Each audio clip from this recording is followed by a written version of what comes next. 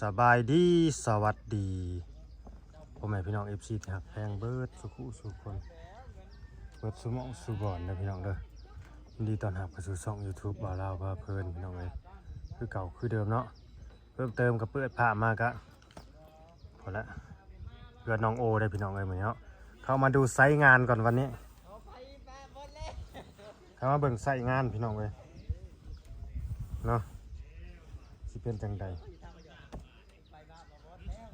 เพราะว่า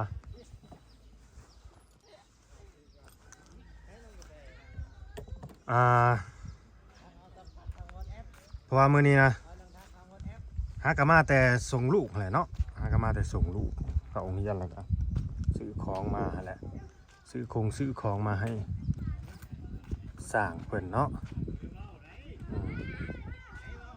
ของใส่ของหยังหั่นแหละเป็นพวกสีพวกบานประตูหน้าต่างทางนี่ก็เริ่มเละเลยได้พี่น้องเลยเนาะอันสิถ่ายเข้าไปเลยเนาะนี่เริ่มเละแต่ว่ามันแดดแล้วว่าบ่โดนดอกบ่โดนเดี๋ยวกะแห้งคันแดดนี่อีก2 มื้อนี่แห้งจอดรถไว้อยู่นอกกูได้มันนั่นเขายากออกยากเนาะก็เลยจอดรถไว้อยู่นอก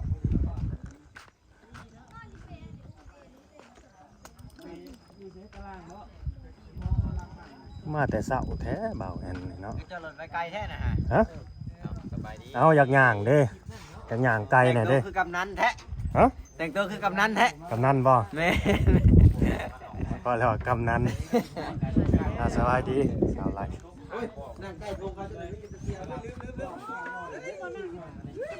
ยังบ่ได้นั่งกันอยู่เทิงผู้นั่งยิ้มเปื่อยคุยกับไผวะสบายดีสบายดีโอ้คือเจ้าชู้เทว่ามื้อนี้วะเจ้าซื้อวะเพตะโลกองกอนเนาะอ้าว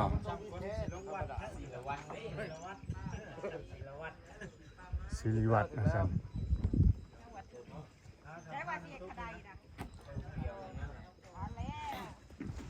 น้องโอคุยกับสาวเหรอฮะคุยกับสาวป่ะ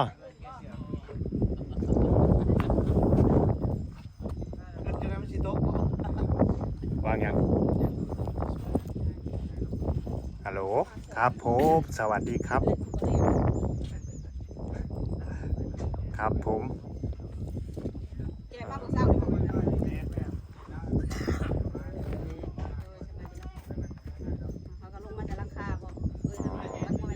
ไม่ให้ถ่ายอะไรเลยอ๋อสูงไหมไหมหรือว่าสูงไหมบ้างพี่ดูแล้วมันสูงไหม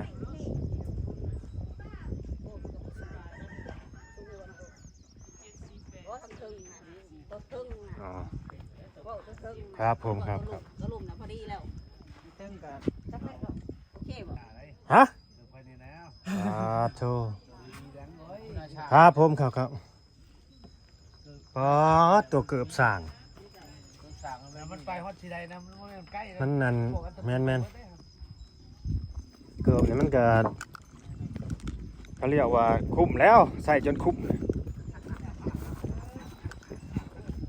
คือจะเอาให้ขาดอีกทั้งหลังนะเนาะให้ส่วนมันขาดอีกอย่างกี่ทิปนี่เบิ่งนี่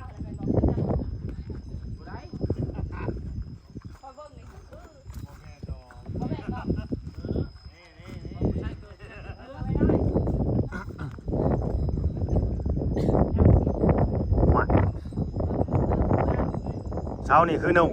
งแต่ไปตามมันสิลุกแท้บ่ตกดิย่านว่าคนย่างกันไปฮะตกออกมาใส่หัวกันนะ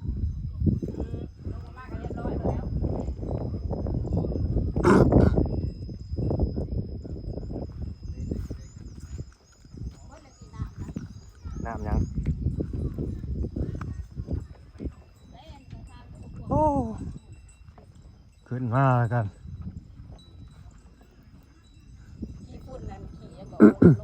ขี่เรือแล้วตากใหม่เด้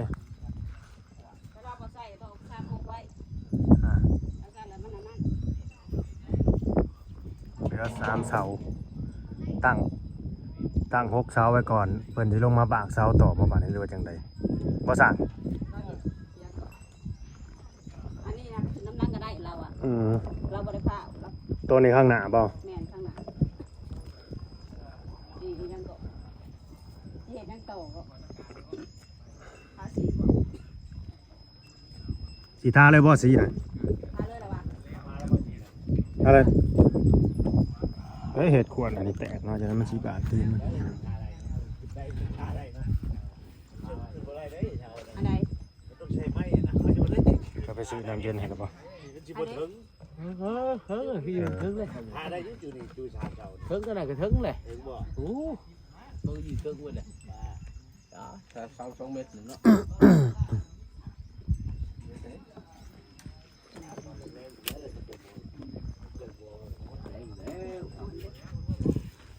ตอนแรกบ่แล้วก็ยังให้ท่าให้เบิ่งตอนนี้ได้ซะให้ FC เพิ่นเห็นนำ สร้างอันแล้วอ่ะซั่น แล้วจะมาทายไหม ผู้ใหญ่เพิ่นจะเบิ่งว่า พอเพิ่นจะโอ้สร้างนี่คือสีมือแท้ลีลาการทาสีนี่นะแหมบ่ธรรมดาตัวนี่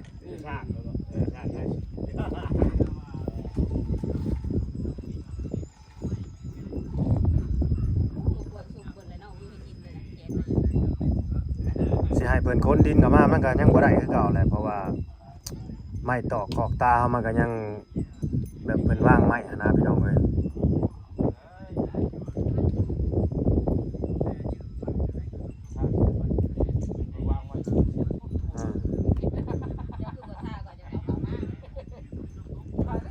ทีแรกนะดินนี่เฮาว่าสิให้มาเททางนี้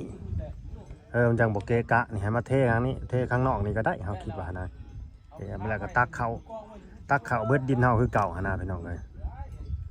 เนาะมันจังบ่เกะกะรถแล่นออกแล่นเข้านะหั่นนะ อันนี้ความคิดของผมนะครับว่าจะให้ดินมากองไว้ข้างนอกเนี่ยอีกฝั่งหนึ่งเนาะฝั่งตรงนั้นก็เป็นหน้าบ้านให้มันโล่งหน่อยเวลารถมารถพวก YouTube หรือว่ารถช่างเขาจะได้วิ่งออกวิ่งเข้าเนาะรถบาร่าก็จะได้มาจอดตรงนี้พอมาเทอย่างนี้แล้วไม่มีที่จอดรถเลยว้ายทำไมต้องพูดไทยด้วย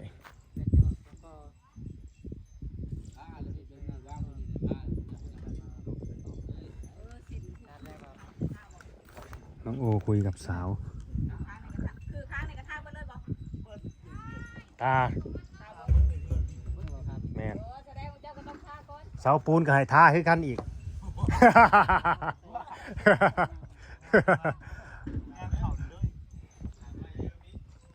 สร้างก่อน ฆ่ากระทะผู้ใดฆ่า บ่โอ้ชื่อปองใหญ่เลยปองใหญ่เนาะ ด้วยเขาว่าหยอกดอกท่าแต่ไม่หันละ ไม่กระทะเอามาละลายเลยเด้บ่ ค่อยซื้อมานะหากระป๋องนะ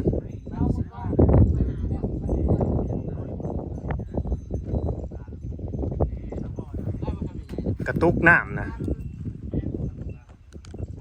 ลิตรบ่อันน่ะ 3 ลิตรบ่หรือ5 ลิตร คิดว่า5 ลิตร ได้ทำนั่นเนาะ เอานะหนูพ่อจะไปซื้อให้ใหม่นะเดี๋ยวนี้ ฆ่าก่อนฆ่า สิไว้หาเด้อ ซื้อมาอีก5บ่ นี่ไปชิป 10ประมาณ10เนาะ ซื้อมันได้หลายแท้มันเหลืออะไรเขาบอกเอาคืนนะ เพราะว่าเรากาไว้ก็คือแบบฆ่าตัวนี้เบิดเดี๋ยวมันสิเหลือจักทางนึงจังนั้น เอามาหาเลยก่อนเดี๋ยว แล้วก็นั่นแหละ สรุปสุดท้ายเลยบุเลือกอะว่ากันเบิดเลยเนี่ยเรื่องมงคล ยางเอาเกินเอาเด้อหัวเด้อยางมันเป็นผมเป็นห้อย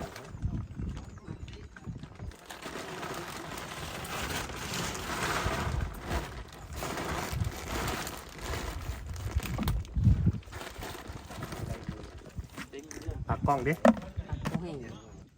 ลอยแล้วเนาะ มันงานชีกันตั้งฮะนะมันนั่น ลอยแล้วอันเรื่องนั้นงานลอย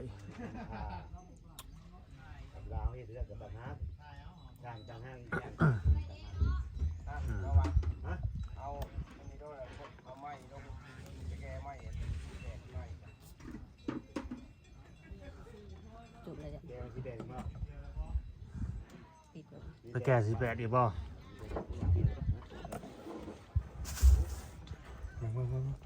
หมอนี่ได้ยังมากินเนี่ยมันกวบยังไว้อันนี้เบิ่งก่อนโอ้ยปลากับนั่นน่ะปลาอีก ปลากระป๋อง ใส่น้ำกันนะ น้ำจังได๋ ไม่ได้มาสิเนาะ อืม ตั้งอยู่บนเลยดิ เอาสิไปเอาให้ไปเอาน้ำมากินเลย อ่า เอามาเด้อบ่นั่นน่ะ ยังทางยัง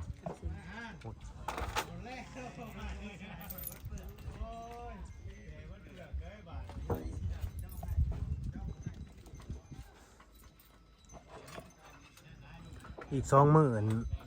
จางกงว่าแล้วกบใหม่ที่แรกเพิ่นว่า โอ้ไม่เป็นบ่ได้ง่ายไปได้ไม่เป็นเนาะมันลาบอีกเลยพวกเรามันเลยแข็ง ที่แรกเพิ่นว่าสิให้เทคานมื้อนี้ ที่ขา เพิ่นว่าให้เทคานมื้อนี้เอาล่ะว่าเอาเทคานได้ยังก็จักยังอยู่ในไสบ่ปูนหินทรายก็เล็กลึกก็ยังบ่มีอยู่ โอ้ชุดเครื่องยังบ่ทันแล้วอยู่ เล็กเส้นนี่ไล่อันที่หอบชื่อว่าตั้งกลางที่แล้วอ่ะ กลางกะเทว่าคานกลางกะเทที่ คาดเป็นกระคาดเกียงกลางทั้ง ทางนี้คันกลาง เป็นสิเทแนวใดเทแต่คานขอบบ่ ฮะ คานกลางบ่ได้เทบ่ นี่แต่ กะเทล่ะว่าเทตัวนี้บ่ได้เทนี่ เติตัดนี่เท บ่ได้ที่ เทแต่ห้างยาวไว้นี่แหละอ้อนี่ตัดขอบกะเทที่ ขอบ ตัดขอบนี่ เรียบขอบหมดเลยนี่ อ้อมเลยนะเดี๋ยวที่กลาง พอบ่ดินนี่3รถ โอ้มันเลื้อยกะ เดี๋ยวบ่ โอ้เลื้อย ยินทรายเฮานี่พอบ่ซั่น ที่ซ้ายนี่ก็ ยินนี่สิได้อยู่เนาะเขาว่าเนาะทรายปัญหาทรายนี่ ซ้ายกับโอ้ย ฮะ ก็ ก็สิบางแท้ โอ้ซ้ายพอนี่หินยังบ่พอแล้วอ่ะ เพราะว่าทรายมาอีกรถหนึงเป็นหยังเขาว่า บ่มาเอาหรอกตักยังไงถึงออกมา หรือว่าเฮาสิไปเอาอยู่หาก็ได้เนาะมันมีอยู่ในเรือนเขาน่ะ อืม เพิ่นให้ไปเอาอยู่ อืม ประหยัดงบผู้ใหญ่เพิ่นเนี่ย สิเบิดปูนจักสอบสร้างเจ้าว่าคาดคะเนเบิ่งให้นะคิดว่า เจ็บแต่หนาแต่บางได้ เออ มันว่านาก็ เอามาตรฐานแน่หั่นแหละ อยู่มาตรฐาน 20เซน ฮะโอ้มาตรฐาน30 เอาพื้นคาดมันก็ว่างนี่แหละวะ โอ้จะ5เซนกันเนี่ยแหละแล้ว5เซน พอพื้นงานเทพื้น บ่ นะ ได้ วะ ตัวนี้ หนา5เซนนะบ่ หาบ่ได้ก้อนหินนี่โค้ มัน ง ใหญ่เนาะ ใหญ่ คาโลโกเคงอีก คุณแล้ว พุ่นเลย 8เซน พุ่นเลย เส้นกระไลห้องละ4ศอก ห้องละ4สอบ1 2 3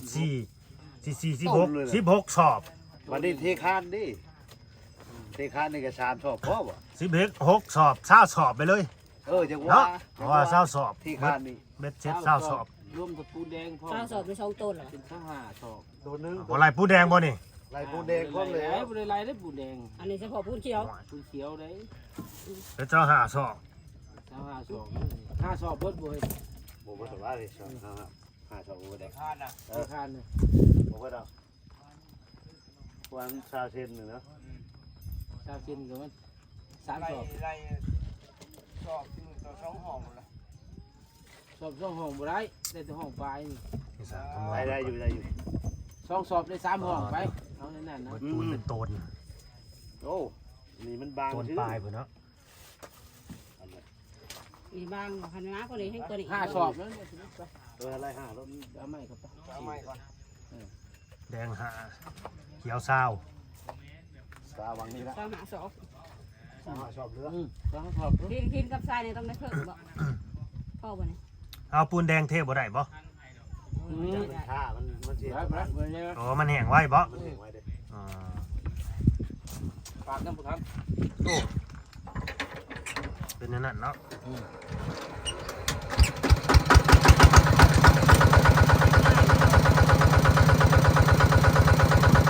ล่างมันแก้ไว้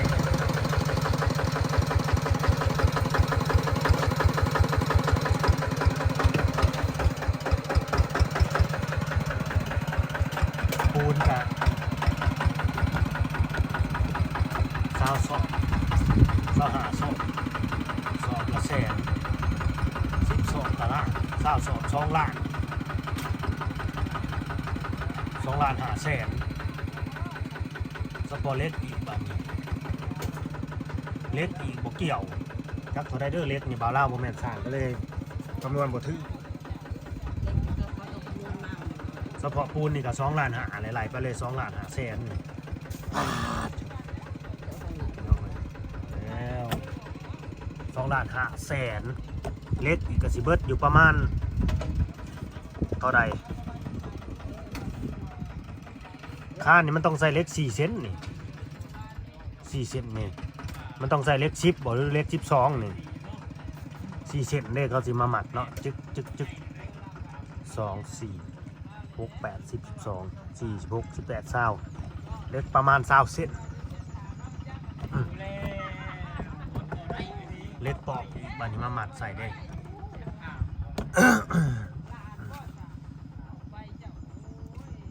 โอ้ดีแรกว่าสิให้น้องโอ้เพิ่นเนี่ยได้เท่ว่าซั่นคนดินก็มาบ่ได้แล้วพี่น้องเพราะมันเกะกะกับสร้างเขาเนาะเสาอิหยังใหม่เขาก็กองอยู่นี่มันก็เลย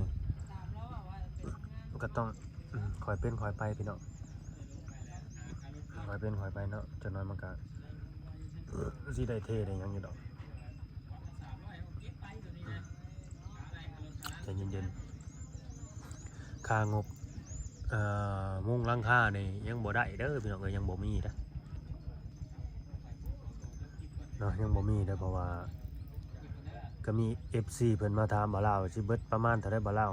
เฮาเว้าไปว่า 4-5,000 นี่แหละเฮาว่าประมาณนี้ก็มันสิได้เด้อซื้อโลซิ่งเพราะว่าอันนี้น่ะเพิ่นสิมุ้งโลซิ่งเนาะมุ้งโลซิ่งแบบเดียวกับเฮือนนั่นยายแก้วเฮือนน้องแต่เฮือนยายแก้วน้องแต่นี่มันคือสีเดียวกันแท้ว่าเจ้าเดียวกันโลซิ่งเนาะสีเดียวกันแต่ว่าตัวนี้สีนี่บัดออกบ่คือหมูนี่เด่นสีสดนะก็มาฟาดใส่นะบ่แม่นไปซื้อน้ำรังบ่จ๊ะคุยกับสาวมวยบ่ฮะทางขนาดมาเป็นไงวะกินแล้วเขาได้สาวมาเนี่ยยิ้มแล้วสาวมวยเลยยิ้มอารมณ์ดีแล้วกินแล้วเนาะนี่กินกับปลาบ่กินกับปลาบ่เหมือนสาว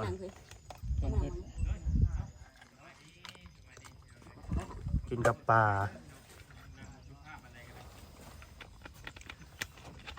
าขังปลากระป๋อง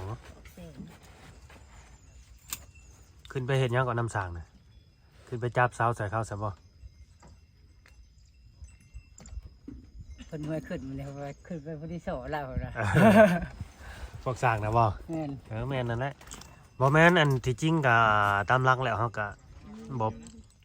เขาสิว่าแล้วเขาเย็นบ่ก็สิว่าแล้วเฮาก็บ่ได้ไปบ่ไปเสาะไปสนกับดอกพี่น้องเลยเพราะว่าเฮาจ้างเขามาแล้วเฮาก็ปล่อยเขาเฮ็ดไปแต่ที่นี่ทั้งน้องโอ้เพิ่นนี่ก็ยังบ่มีเวียกเฮ็ดงานทำนะอยู่ในเฮือนก็แก๊กๆกันได้พอจับพอยกซอยก็ซอยไปหั่นนะในเมื่อสร้างเขาว่าเมื่อซอยแล้วก็นั่งเบิ่ง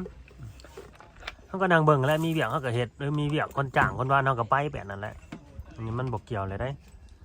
เรื่องน้ำในกันนี่แหละเขาก็ซื้อมาน้ำกินนั่นแหละคือน้ำทั้งนั่นแหละเขาไปซื้อมาเพิ่มบ่อน้ำทั้งนั่นด้วยจังได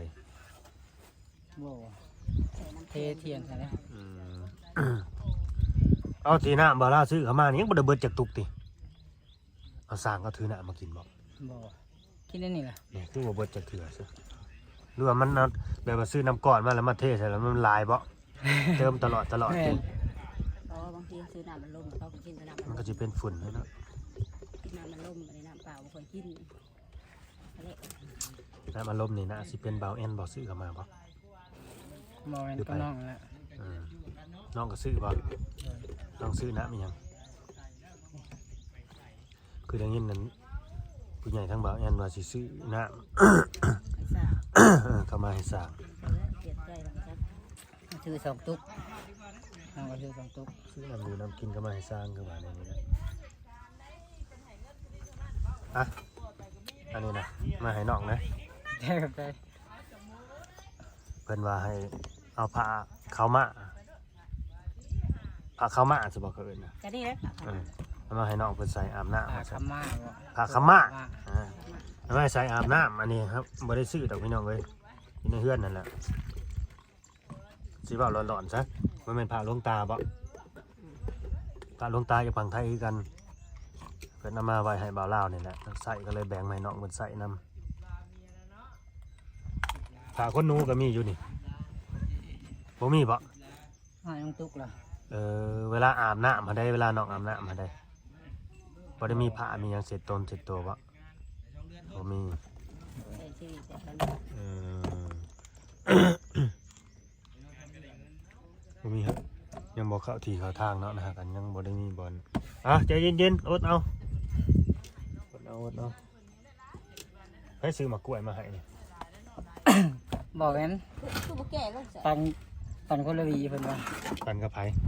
ปันกับน้องนี่แหละ ซื้อมาแต่ไสอันนี้ มันงามนะบ่ พระเจ้ามาขายให้ มาขายอยู่นี่เลยบ่ แสดงว่ากล้วยประดูมันจะงามเนาะ บัดเทื่อนนางแตนเอากล้วยมาให้ใส่ก็มาห้อยไว้จังซั่นน่ะ ก็กล้วยที่เขาบัก โอ้ยกุ๊กนี่เด้ อะไรเลย เขาสีบ่ นอกกล้วยน่ะคือกันได้นางบอกอยู่ว่าบ่าวลาวเอาบ่นี่กันเอาแล้วให้น้องโอคุดให้เราเด้อซั่นนอกกล้วยแน่น่ะ มื้อนี้วันจันทร์บ่ แม่น เออ เอาบ่ สิออกอยู่บ่ เอาแล้วก็ใช้น้องโอคุดให้เบิดเลยได้น่ะในหัวกันไดเขาน่ะ เดินใส่ พอรถใหญ่เข้ามาเด้อ มีเจ้า กล้วยใส่ไปปลูกอยู่หน้า จังน้อยก่อน ตัดกิน อืม ตัดกินเราได้กินดอกเจ้าของนะให้เจ้าของเขา เขายังบ่มาอยู่เขาไปเฮ็ดอันยังบ่แม่นไปเฮ็ดดอกเราซื้อกับซัมมาโน มันบ่ง่ายดอก โอ้ยมันสิไปได้ บ่แล้วดอกมื้อนี้นะแล้วก็ เจ้าเอาไปสมนุให้ เอาไปแล้วก็ถามหันถามนี่เจ้ามันบ่ง่ายดอกทุกอย่างนะ เจ้าหน้าที่เขามาบอก ไปพุ่นแล้วซิโนพุ่นน่ะ มันง่ายปานนั้นที่เขาให้ ไปพัวพันอยู่ซิโนพุ่นแล้ว เดี๋ยวเขาพาใบอันนั้นใบอันนี้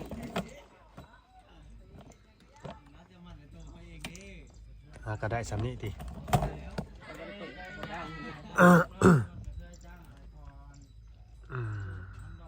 สร้างแก่ไม้เข้ามาจากเที่ยวแล้วมื้อนี้ เที่ยวนึง อืม เที่ยวนึงไม่สิแตะบ่เดี๋ยว คืนนี้ไปหากินมาลงเลย ได้สายได้ยัง อ๋อนี่สีท้าให้ ได้เฮ็ดอีกแกกเลยเด้ ฮะ กินแล้ว แกงกินเลย ได้ได้น้อยเดียวนะประมาณก่อนนี่แหละ บ่ได้แกงให้กิน แกงเองนะ แจ้งยังก็ แกงเฮ็ด เฮ็ดอีหยังอะนะ เฮ็ด เฮ็ดบดกับเฮ็ดดิน เฮ็ดบดคือว่าไปหาแถวนาใส่เฮ็ดบด ไฟบ่ฮอดมันไก่โพด มันไกลเนาะ แม่น คันมีโหลดจักรใครได้นี่ย่างไปโห แต่บดละหางลัดก็เจ้าก็คือว่าบ่ได้ไกล ไก่คือเก่า ลัดไปนั่น ลัดไปทางไหน โอ้ยยายนั่นเด้ยายประจำนะ คันหาย่างลัดไปนี่ก็หาย่างลัดไปนี่ ไกล ย่างไปนี่มันก็สิลัดสิลงใส่พวกอันนั้นบริษัทขนส่งน่ะลงใส่แถวนั้นหน้าแถวนั้นแหละหน้าเขาอัน ยายยังที่ประจำอยู่นาหั่นนะ ลัดใส่ห้วยขี้เหี่ยยายทองสี ยายทองสีน่ะขี้ไก่เพียงเดียวเราอ่ะแม่นสิย่างนั่นลัดหน้าเรา เป็นคนเคยไปมันก็สิ เด้เรา ไป ก็อยู่อยู่บ้านพุ่นอีกเนาะมันก็ต้องยับไปอีก อยู่บ้านนะพ่อบ่แม่นบ้านใหญ่นี่ติ บ่ เป็นคนเคยไปนะมันก็สิบ่ไกลดอกเคยไปเคยเลาะนะ ลงมาแง่วพวกเราอ่ะอ้าวตัวคันไปหาน่ะสิได้เฮ็ดบดเฮ็ดขาวนี่อยู่นา ได้ดอกเลาะจนเมื่อยก็เจ้าหาคือได้ดีแท้ว่ะ สิเดียวว่าได้เฮ็ดปวก เป็นยังแถวใดไปก็ไป ไปก็เขาโต มีหมูไปนำบ่บ่ได้ไปสวนเนาะมวยไปนำบ่เป็นยัง ตัวนึงเต็มมือซื่นอยู่ว่ะ เขาไปใส่นี่อยู่เฮือนบ่ อยู่เนาะ กันอยู่เฮ็ดรถอยู่ในคันหนึง อยู่ เดี๋ยวสิพาน้องโอย่างไปเล่นก่อนไปบ่เรือมีแต่แม่นางบ่อยู่ฮะ เดี๋ยวไปหากิน บ่เห็นรถจอดอยู่คันหนึง อยู่ไม่นางบ่อยู่ก็เป็นแต่ยังมวยขี่รถเข้ามาก่อนนะ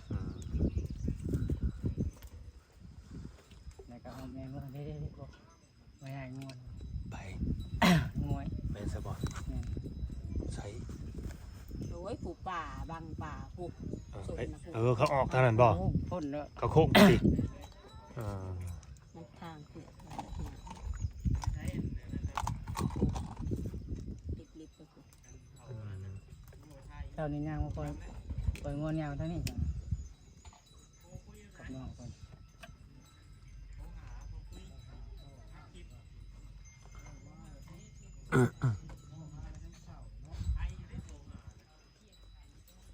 แต่ไม่นั่งไปอยู่ที่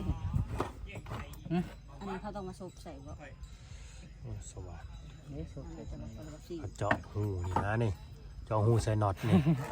นึกว่าซิวก็ซิว ไม่เล่นซิวแล้ว ใส่หมุนซิวสมัยเก่า เอาท่านผู้ใหญ่ใจดีเอามาให้เด้อผ้าขาวมะผ้าขาวมะ ผ่าคำว่า คำมะเนาะโมเมนต์ขาวผ้าขาวมะ คำว่าผ่าคำว่า ขาวหรือค่ะ คำ คำ ค ผ้าขาวมะถือ ผ่าคำว่า ขาวนะบ่ถึก แม่น เอาข้องข้อดูฮะน้องผ้าขาวมะอืมเออ คือยัง คือเด้อ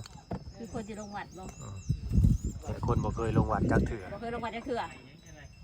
กะลงอยู่ ย่างผ่านที่สื่อป่ะ หักถือนี่ถือบ่อันนั้นได้ใส่ลงอยู่บ่ไอ้โบสถ์นะ ลงของบริสุทธิ์ลงนะลงแต่เรียกกิโลถึงลง นับได้เลยบ่ เข้าเท่าไรก็ได้ บ่แต่เก่าอันเขาคือได้ไม่เอ็นแบบกางเขนมาคล้องคอน้องโอ กัน น้องโอบ่ได้น้ำเขาบ่ บ่ บ่ได้เนาะคนแสดงว่าคนที่ได้มาคล้องคอนี่แสดงว่าเขาบ่ค่อยอยู่ดีเนาะบ่ค่อยแข็งๆเนาะ ก็ว่าเป็นลูกเพิ่น บ่น่าสิแบบบ่ค่อยอยู่ดีมีแห้งอะไรก็เลยเอามาแขนคอนั่นลูกแห้งบ่ แบบผู้ที่เพิ่นเลี้ยงอ่ะเด้ โอ้ยข้างลงมาหาก็เป็นเบิดน่ะตัวลูก น้อง ผู้ที่เพิ่นส่งเลี้ยงนั่น น้องก็เคยไปอยู่ได้ที่จังหวัดนะ เคยไปอยู่บ่ แม่น เพิ่นส่งเฮียนบ่อะไรคือบ่เป็นซะ คิดทอดพ่อกับแม่ บ่เชื่อบ่ก็แม่ อยู่บ่ได้ โอ้ยอยู่บ่ได้ ขนาดอยู่ในบ้าน ช่วงนั้นมันก็เกเรแน่คนเนาะฟังเว้าบ่ เด็ก ฟัง น้อย แน่ แล้วว่า เล็กน้อย น้อ เลย ยอยู่ ที่ไปอยู่ในหันได้ ไปอยู่ได้จักเดือน กูมาใช้มาที บ่ต้องบ่ ปูอยันนี่ก็โกะนะ อยู่จักเดือนอยู่บ่ กูไปใช้ อยู่ฮอดเดือน ต้องทำมื้อ 2-3ติดนั่นแหละ เอาไว้ใส่ เป็นคุณแม่ส่งเฮียนได้ เนี่ยหลอกก่อน ส่งเฮียนหังว่าผู้ใดวันนั้นเพิ่นส่งเฮียนเพิ่นสูงเลย ลงตัวเช้าตัวแรงหลักขึ้นมา อืม คิดทอดพ่อกับแม่ได้ตัวยังน้อย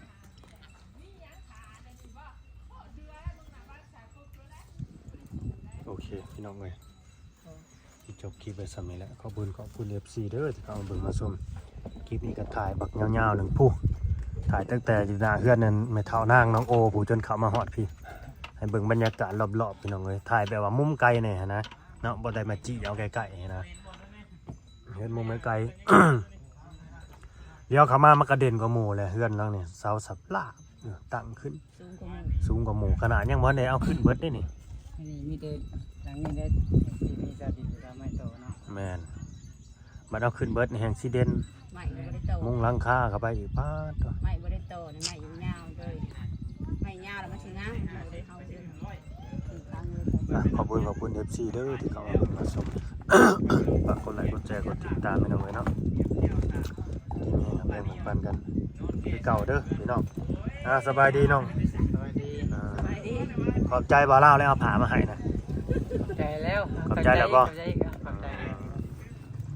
เอามาแล้วใส่เด้อบ่แม่นสิเป็นหยังไว้เด้ใส่อาบน้ำและ10ตน10โตเฮาอันนี้ใส่แบบลูกทุ่งนะพี่น้องคันไปให้ไปหน้าก็ต้นน้ำห้วยน้ำหน้องก็ใส่ตัวนี้เลยอาบแบบว่ามัด เวลาเขาอาบหมองของหน้าผมใส่ผ้า แต่เก่าเนาะใส่ผ้าตัวนี้แหละสอดกระเตี่ยวเอาลงอาบน้ำเด้เอาสมัยตะกี้เว้าขออนุญาตเด้อพี่น้องเอ้ยเขาบ่ได้ใส่กางเกงในกันเด้ ส่ผ้าแพร่นี่ลงอาบน้ำกูมือเมื่อก่อนเนี่ยบ่มีกางเกงในใส่พ่อว่าหรือว่าจังไดเนาะ อยู่ได้อาบน้ำเขาก็ใส่แบบนี้เลยอู้ย ขนาดผู้ใหญ่นี่บ่ได้ใส่กางเกงในเด้กูมือเมื่อก่อนนะบ่คือกูมือนี่ได้